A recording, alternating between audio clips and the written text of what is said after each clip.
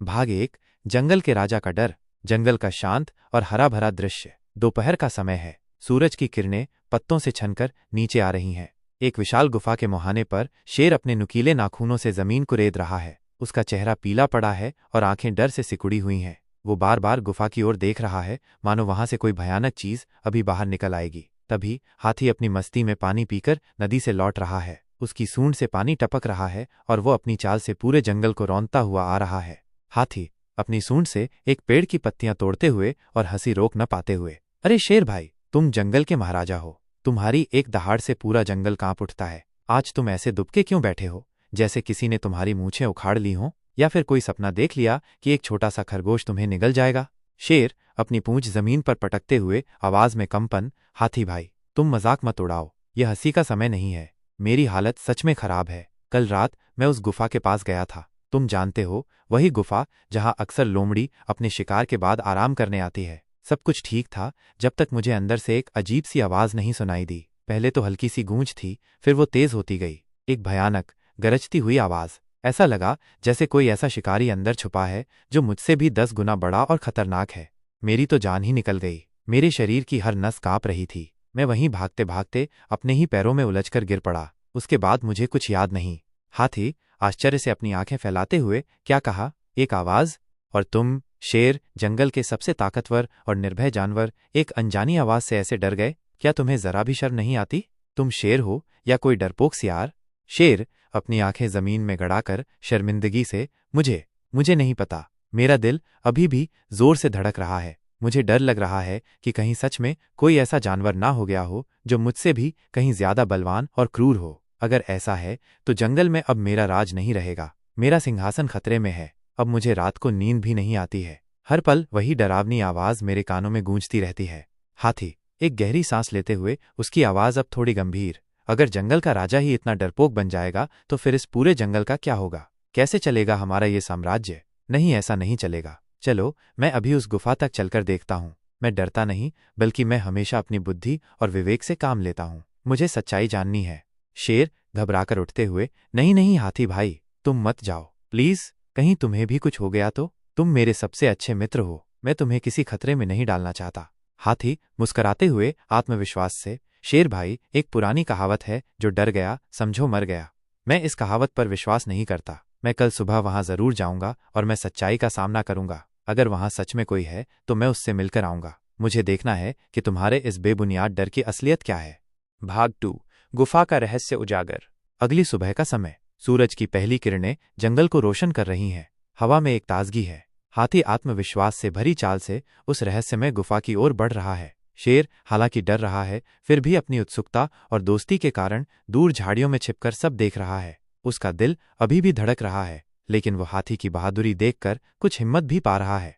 हाथी गुफा के पास रुकते हुए अपनी सूंड उठाकर, तो यही है वो डरावनी गुफा जहां से हमारे जंगल के बहादुर राजा शेर की सारी बहादुरी हवा हो गई। चलो देखते हैं कौन है इसमें। मुझे तो कोई नहीं दिख रहा। हाथी अपनी आवाज को गुंजायमान करते हुए जोर से बोलता है, अरे ओ गुफा के अंदर छिपे हुए प्राणी, बाहर आओ। तुम्हारे राजा शेर को बहुत डर लग रहा है और अब उसकी तरफ से मैं, हाथी, तुमसे मिलने आया हूं। अब तुम्हारे डर को मैं ही देखूंगा। गुफा के अंदर से अचानक एक भयानक और गूंजती हुई आवाज आती है। ये वास्तव में गुफा की अपनी ही गूंज है। कौन है जो इतनी हिम्मत करके मुझसे मिलने आया है? मैं अभी तुम्हें खा जाऊंगा। मैं सबको चबा जाऊंगा, कोई भी बचेगा नहीं। हाथी पहले थोड़ा चौंकता है, फिर जोर से हंसने लगता है। हा हा हा हा हा हा हा हा, ये तो कमाल हो गया। गुफा में अपनी ही आवाज की गूंज को सुनकर हमारा जंगल का राजा डर गया। ये कितना मूर्ख है जंगल का राजा। हाथी अब साहस के साथ गुफा के भीतर चला जाता है। अंदर जाकर वह जानबूझकर और जोर से अपनी आवाज निकालता है, जिससे गूंज और भी स्पष्ट सुनाई देती है। कुछ देर बाद वह मुस्कुराता हुआ बाहर आता है। शेर तुरंत झाड़ियों से निकलकर उसके पास दौड़कर आता है। उसकी आंखों में अभी भी घबराहट है। शेर तेजी से सांस लेते हुए घबराकर, क्या हुआ? क्या देखा तुमने? कौन था अंदर? तुम ठीक तो हो ना? कहीं तुम्हें चोट तो नहीं लगी? हाथी मुस्कुराते हुए अपनी हंसी को मुश्किल से रोकते हुए, हंसते हंसते, मेरी तो पेट में दर्द हो रहा है। मेरी हंसी रुक ही नहीं रही। अंदर कोई नहीं है मेरे प्यारे शेर भाई। ये बस गुफा की एक साधारण सी गूंज है। जैसे ही कोई भी जोर से आवाज देता है, वो आवाज गुफा की दीवारों से टकराकर वापस लौट आती है और डरावनी सुनाई देती है। और तुम उसी से डर गए? उसी आवाज ने तुम्हारे जंगल के राज को हिला दिया? शेर शर्मिंदा होकर अपनी गर्दन झुका लेता है। मुझे माफ कर दो हाथी भाई, मैं सच में बहुत डर गया था। मेरे दिमाग ने काम करना बंद कर दिया था। अब मुझे समझ आया कि सिर्फ ताकत होना ही काफ़ी नहीं है, बल्कि बुद्धि ताकत से कहीं ज्यादा जरूरी है। मेरा डर मेरे ही मन की उपज था। हाथी एक गंभीर और शांत स्वर में, देखो शेर, जंगल का राजा होना सिर्फ दहाड़ना और अपनी ताकत दिखाना नहीं होता। इसका मतलब है समझदारी से पूरे जंगल को चलाना। अब से तुम किसी भी चीज से पहले सच जानने की कोशिश करना और उसके बाद ही डरना या कोई फैसला लेना। हमेशा अपनी बुद्धि का प्रयोग करना।